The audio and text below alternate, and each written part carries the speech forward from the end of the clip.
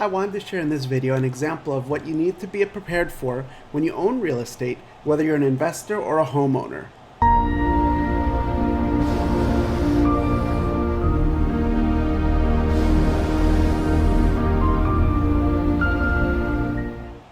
So I had a call from my property manager about 2 weeks ago that we need to spend $400 to clear a bubbling toilet and plumbing issue at one of my passive income investment properties. We need to spend another $200 to send a camera down to inspect the source of the problem. Well, I received another call today, and I'll just quote the email. Upon inspection at property address omitted, the text states that there's not enough fall and the problem is at the tap. We will need to start at the tap and run approximately 60 feet of new PVC pipe and fittings to the right side of the home, where we will tie the bathroom group into the main line with a two-way cleanout on the bathroom group, as well as installing a two-way cleanout on the main line. We will then continue to the back right corner of the home, where the kitchen and laundry tie into the main line approximately 20 feet away, and raise the line so it has fall, then cap off the line that goes to the garage as it's not in use. Total quoted amount, $2,650. So on a property that brings in about $1,100 a month, I have to fork out $2,650 plus the initial $600 for a total of $3,250 or 3 months of rental income. Now I have to deal with the mortgage on this property as well, which is a little over $700 a month, compounded with taxes and insurance.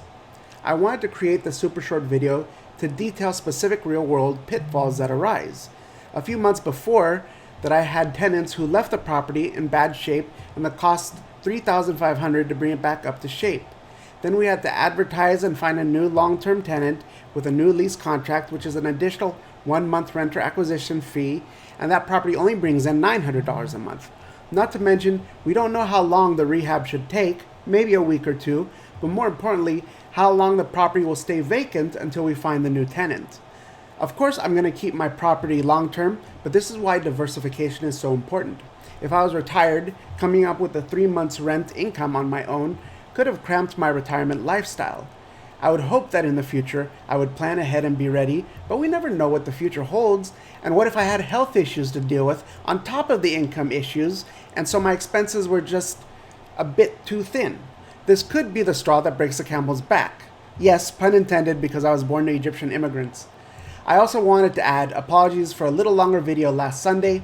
I try to keep them all between 6 to 8 minutes long, and will continue to try to do that in the future, but still, of course, packed of useful information.